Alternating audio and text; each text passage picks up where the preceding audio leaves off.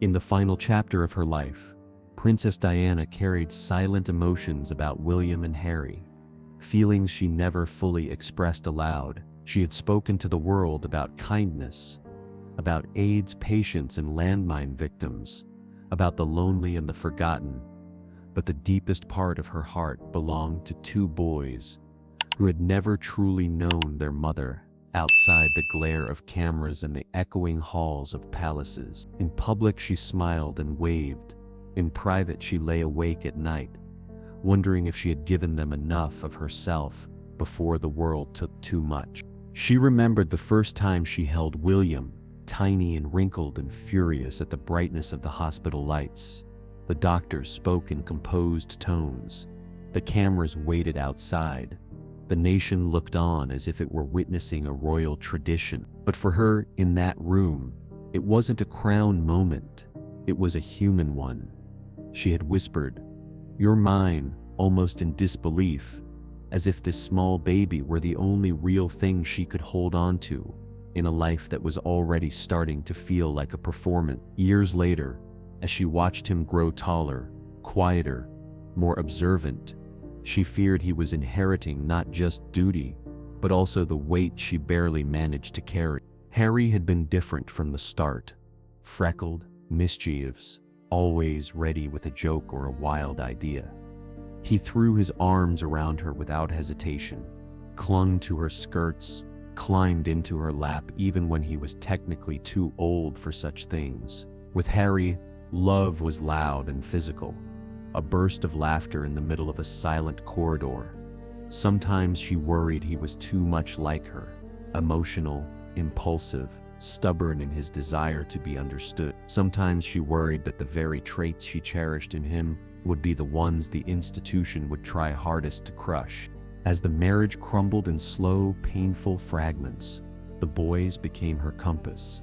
Publicly, she was the Princess of Wales, the fashion icon, the people's princess, as the tabloids liked to call her. Privately, she was the mother who knelt down to tie shoelaces, who sneaked them into fast food restaurants, who insisted they see homeless shelters and hospitals instead of only ballrooms and parades.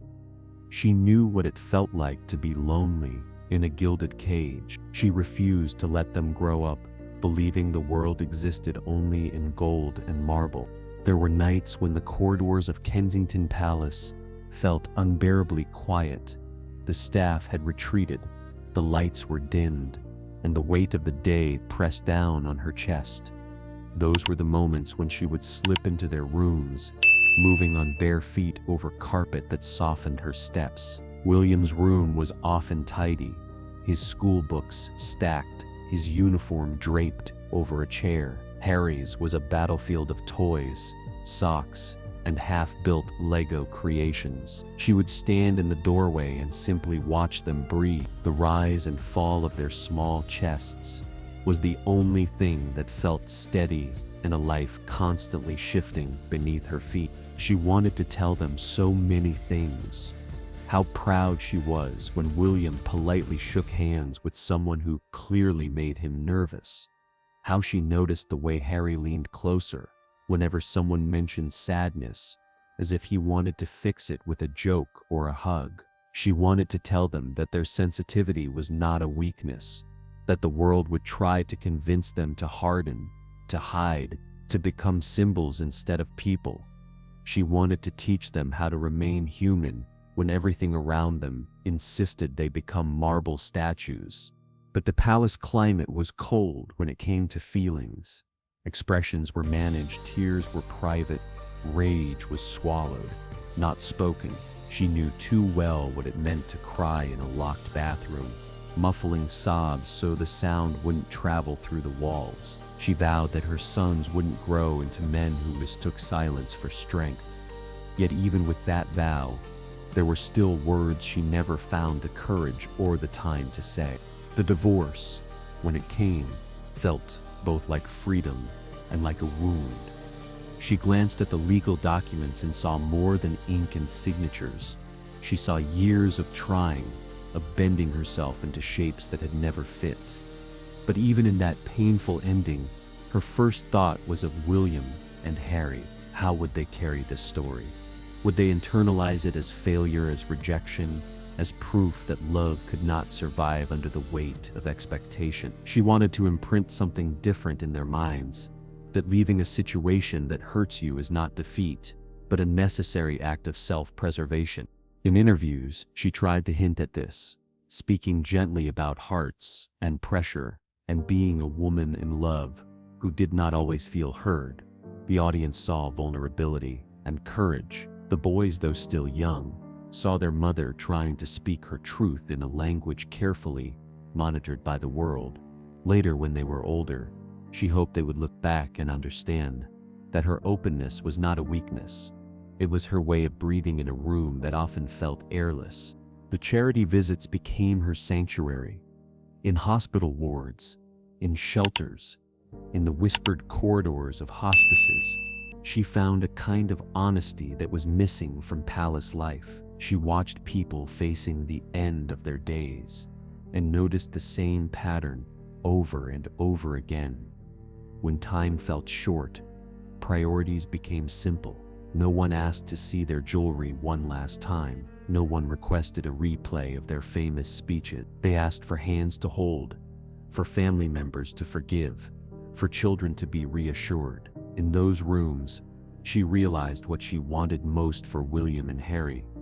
Not titles, not ceremonies, but the knowledge that they were deeply, unconditionally loved. She began to write notes, little fragments of thought, tucked into drawers, into diaries, into letters never sent. Some were practical, reminders about kindness, about choosing empathy over cold protocol. Others were painfully personal, apologies for the times when her sadness had made her distant, explanations for choices she feared they might one day misinterpret. She knew those notes might never reach them in the way she intended. Still, writing them made her feel closer to saying the unsayable. When she walked through the gardens with them, she tried to stitch her love into small, ordinary moments. A hand placed gently on William's shoulder, a shared joke with Harry about how spectacularly messy his room always seemed to be, a moment of eye contact that lingered just long enough to say, "I see you, not the prince, you." She rejoiced in their laughter, but she also watched their faces in quieter moments, searching for signs of pressure, of unspoken sorrow. She knew that sooner or later the world would demand pieces of them, just as it had demanded pieces of her. She wanted them to have enough of themselves left over when that day came. There were times she doubted herself. After all, what manual existed for raising future kings in a world that was changing faster than the institution around them? She had been so young when it all began, swept into a story she was barely old enough to understand, let alone direct. Now, older, but still not old, she feared she had learned the language of survival too late. Had she shielded them enough? Had she told them enough? Had she loved them loudly enough to echo against the voices that would one day tell them who they should be? As the years turned and headlines rose and fell like tides, Diana started to understand that she could not control the narrative. The press would always carve their own version of events, capturing freeze frames of her life without context. But there was one story she could still shape, the emotional story her sons carried of their mother. She wanted that story to hold more than scandals and sorrow. She wanted it to be lined with images of her kneeling to look a child in the eye, of her laughing so hard at Harry's joke that she had to wipe away tears, of her standing beside William at events and subtly squeezing his hand when he seemed overwhelmed. Late at night, when the city outside hummed and the windows reflected her own face back at her, she sometimes rehearsed conversations in her head. She imagined sitting with William and Harry years in the future, as grown men. She pictured telling them calmly, "I did my best with what I had. I made mistakes, but every choice I made was colored by my love for you." She imagined explaining that the moments when she seemed fragile were not evidence of weakness, but signs that she refused to become numb. She hoped they would understand that feeling deeply, even when it hurts, is better than feeling nothing at all. She knew too that the world saw her as a symbol of rebellion, of compassion, of glamour mixed with tragedy. But symbols are flat, people are complicated. With her boys, she wanted to be allowed to be complicated. She wanted them to know that she was not just the woman in the photographs, and that they were not just the boys walking behind a carriage for the camera. They were a family, imperfect but bound by something older and stronger than protocol. Love forged in sleepless nights, shared jokes, and moments stolen from schedules to simply be together.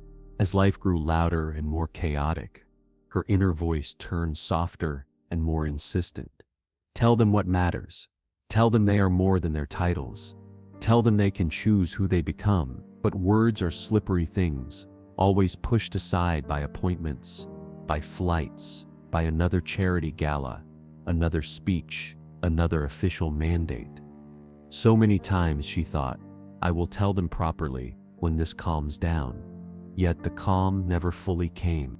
Still, even without grand declarations, she left traces of what she felt everywhere.